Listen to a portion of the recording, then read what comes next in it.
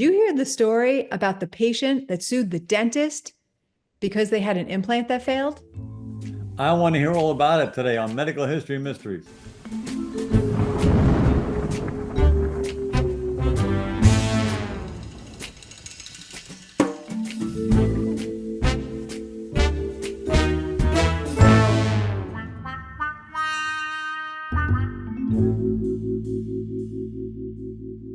There's a story that came out written by an attorney named Mark Leffler sharing a case study of a patient that took bisphosphonates and there was some sort of miscommunication in the practice that an implant ended up being placed and the patient ended up experiencing implant failure and turned around and sued the dentist. Let's talk about it. So I read it as well, Pam, and I will tell you some of the more interesting points of the article was that number one, the patient did not disclose that they were taking bisphosphonates prior to the implant placement. And as a matter of fact, the way, again, I don't know if this is true or not. I'm only getting it third hand from the article.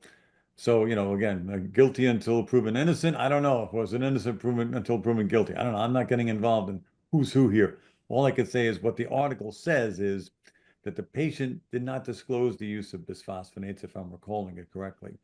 But the patient did say to the office staff, I am fine. I don't have any medical history to report. You don't need to worry about me. If that wasn't the direct quote, it was something similar to that. And so the person who was taking the medical history just checked no on all of the medical problems that are listed on the medical history form. The patient signed it, and so there's no real medical history to go on. And so, okay, that's the first problem. The second problem with that is later the patient says, well, you had an untrained person taking my medical history, and that's why it happened.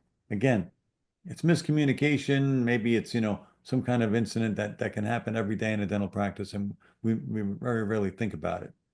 The other problem is I feel for the patient because when the implant failed, she also lost a significant portion of her lower jaw. And so it left her disfigured. And to her point, hey, now what do I do now?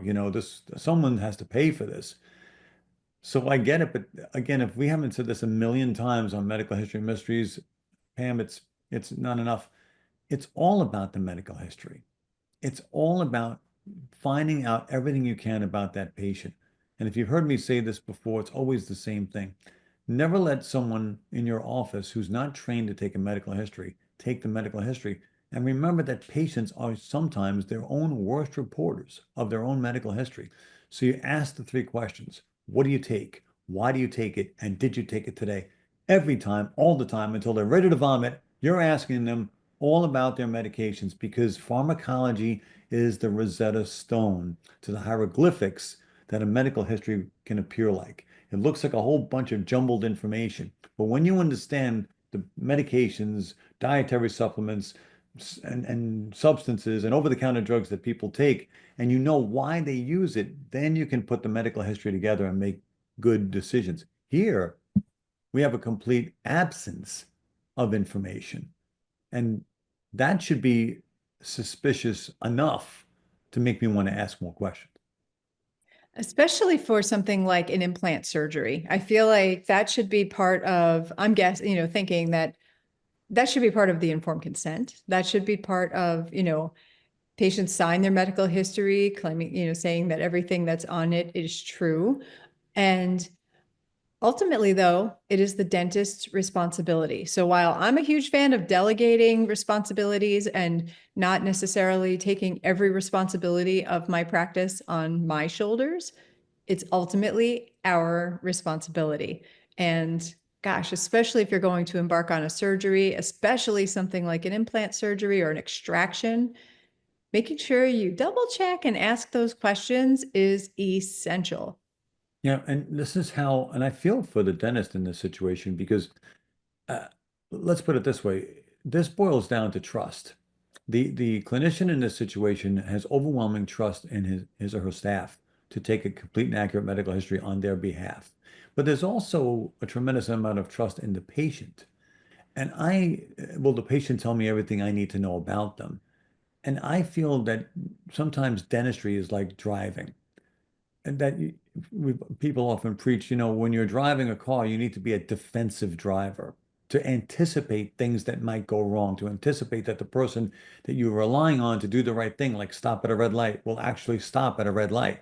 So I think that's the word of wisdom here, that you may have overwhelming trust in your patients and in your staff, but at the end of the day, if it's your license on the line, you approach it as a defensive clinician, like, okay, what should I be noticing here? What could be wrong here? What didn't my staff get on this medical history? What didn't this patient tell me? Well, how would I know that? Again, it's by reading the medical history and getting that fine tuning and saying, okay, I need more information on this thing. This doesn't sound right. This doesn't sound like something that I would see in an average patient, and then build from there.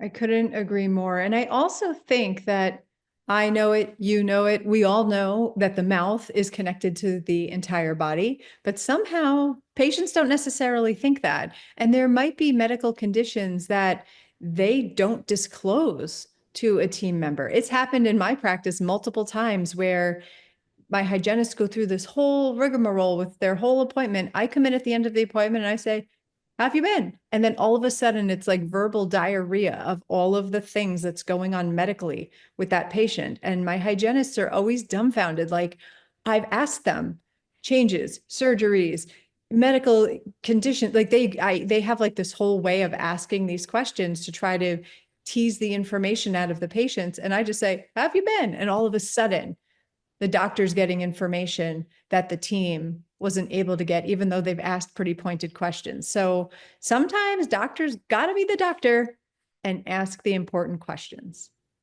And I would agree. I think ultimately, if you're the doctor and you're the one that's responsible, you need to know where your responsibilities end and begin. And to be quite frank, unless that patient has told you everything and you're completely satisfied with the information you've received, you're always looking for missing information. You're always curious. You're always being somewhat of a detective and saying, what don't I know about this patient? The mouth offers a window to the body, as you said. It's connected. So if I'm seeing things that I don't normally see, or things that I don't understand, I want to ask questions even during the procedure.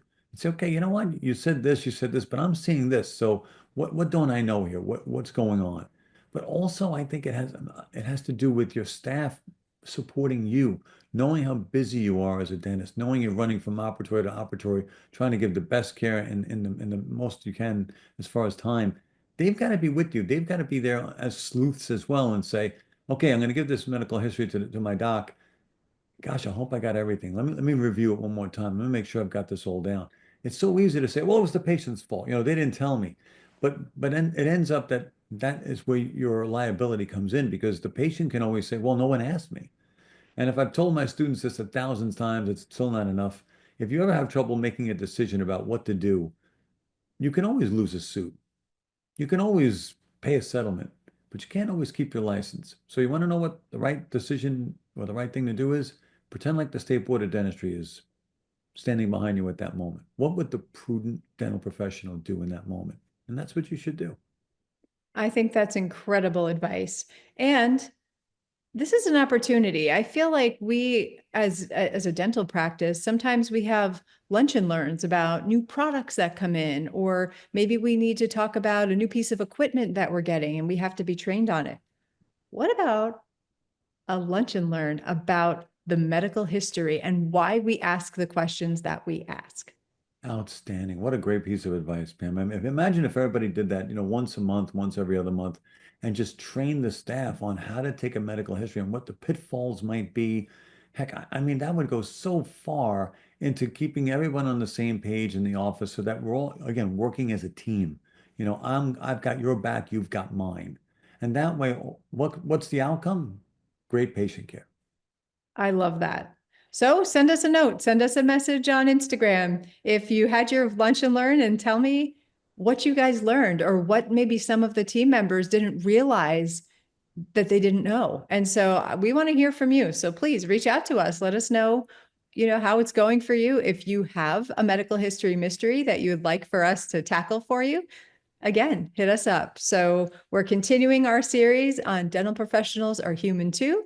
So join us next week and we'll see you there. Thanks, everybody.